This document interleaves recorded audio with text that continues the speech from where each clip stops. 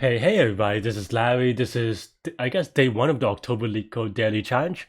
I think I messed up, to be frank, because this is new and everything's set up. I thought midnight UTC means 8 a.m. New York, but I guess it actually means 8 p.m. New York. So I'm a little bit late today.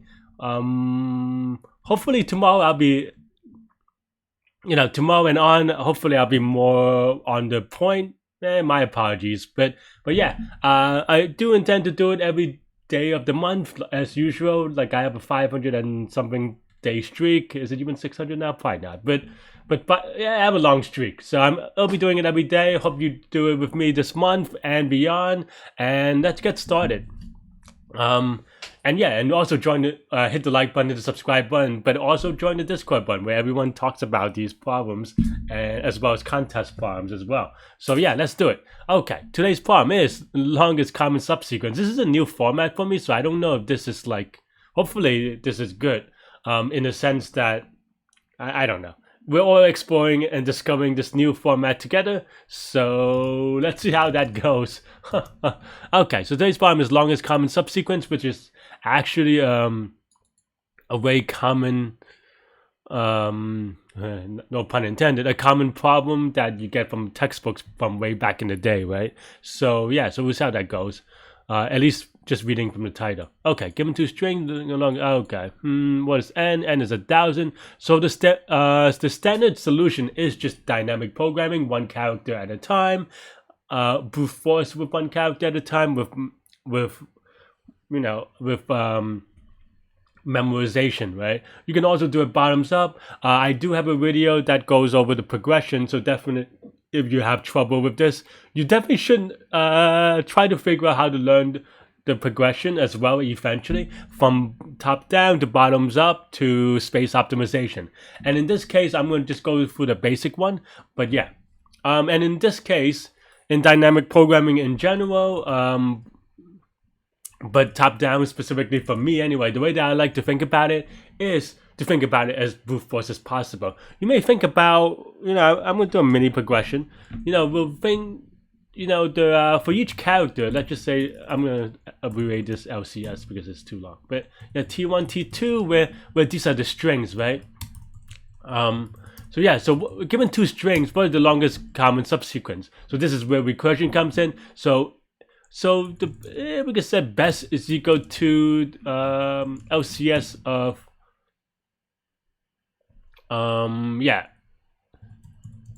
we skip the first character in text one and let's go over base case for a second, right? So if length of T1 is equal to 0 or length of T2 is equal to 0, then that means that we have no more subsequence, so we just return 0. Otherwise, best is equal to this, or best is equal to let's see, skip the first character in the second string, right? Because we'll just brute force. Okay, do we use this character? And in these two cases, the answer is no. We don't use one of the characters so that we go to the next state. And then what if they match, right? If they match, then we can use it and use it as one of the common subsequence strings. So that's what we'll do. So if T1 sub 0 is equal to T2 sub 0, then best is equal to max of best LCS T1 substring T2. This, we use the first character, right? And then of course it's this plus 1 because it's one subsequence longer. So then and that's pretty much that's pretty much the idea behind the beginning of the brute force, right? Let's run some code. It should work. Oh, the good thing about this, I guess, is now that I don't. Well, okay, I could run all the example tasers at the same time. At least if I pay to win or whatever. But yeah, okay. So this looks good. But it's gonna be too slow, right? For the reason that it's gonna be 1,000. We can even run one right now. I mean, it doesn't even have to be 1,000 really, but I don't think so anyway. Right? There'll be too many states because for every every exact same character, we do 3 branches, and so that's going to be 3 to the n, or roughly speaking, I know that they're 2 different lengths, but yeah, roughly speaking, or 3 to the n plus m or something like that, right?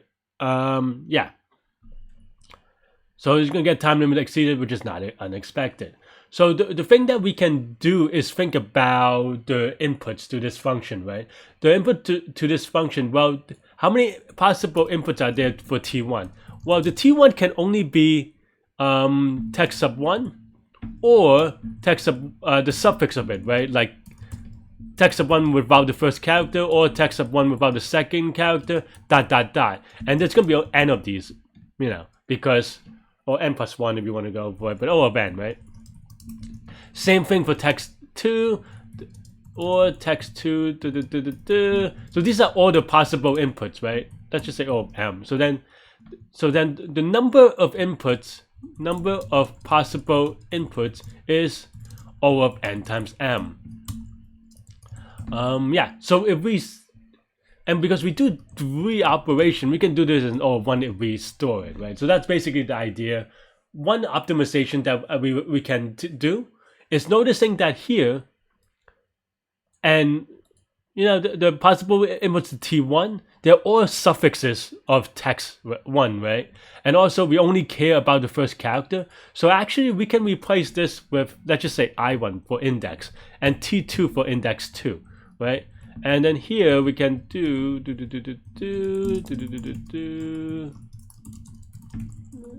oops. Here we can do if I1 is equal to n or I2 is equal to m, return 0, and then we just, this is basically just rewriting it, right? So we use first character, so then here, oops, we also use the second character, or the first character from the second string, so yeah. And then now, instead of this, we have text 1 of I1. And the reason why we do this, if you think about it, is that now the inputs are no longer strings, right? The inputs are integers, and that's just much easier to store.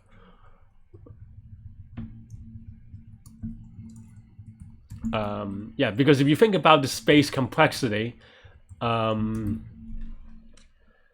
if you think about the space complexity, yeah, you know, then in this case, the sum of all the length of all this will be n squared, right? Sum of all the characters in all of n strings is O of n squared string. And the reason why this is because, you know, you have a string of 1 character and then 2 character, then 3 character, and then ... and this is of course O of n squared, you know. N times n plus 1 over 2 for those smarties at home, right? So yeah, the same thing could go for T2s. I'm not going to go over that, but now we reduce this space from O of n squared to O of n, because now this is just 1 plus 1 plus 1 plus 1, because these are all integers, right? ... So this is O of n. Okay. And yeah, so the number of possible inputs still is O times m, or O of n times m. So yeah, let's start caching it, right? So so we know that these are all possible inputs, so let's, yeah, as cache is equal to 4 times m4 so this is just regular n times m space, and then you put the actual cache. Oops.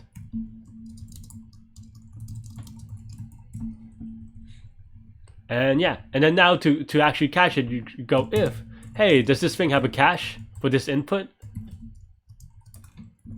If it does, then let's just return it. And then at the very end, we set the cache. So one thing that I would say is also, oops, I messed up there, hang on. One thing I would say there also is,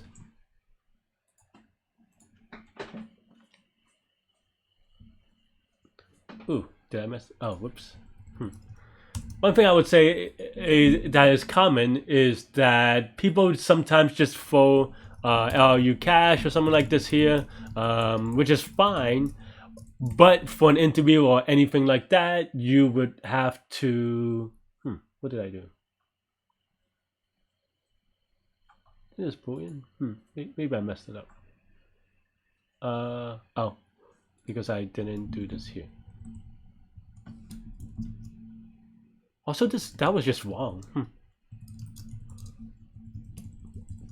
How did that happen? But yeah, you could. So you definitely could do LRU cache and put it on a lot of things and see if that works. But in an interview, I have to do +1.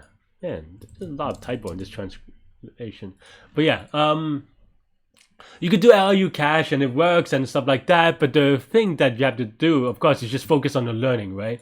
And especially on the if you're doing it for interview or competitive, you should know the complexity, or at least have a general idea of what the complexity is. And if you break that rule, I mean, it's fine, but you should know when you want to break that rule or whatever. But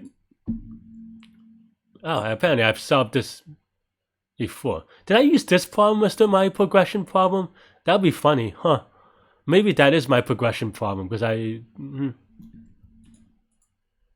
So maybe, you can watch the older version of this video as my dynamic programming progression. Maybe that's it.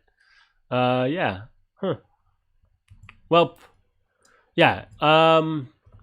So as I said before, you can actually, this is tops down. You can actually reduce this to bottoms up. And then once you do the bottoms up, you can actually make do a thing to make it what we call space optimization, which brings the space from O of n times m to O of n or m, whichever is smaller. But we didn't go over the complexity on this one, I guess. So let's go over that, which is that the number of possible inputs is n times m. For space, each one only takes O of 1 space because we have a boolean and an int, so that's good.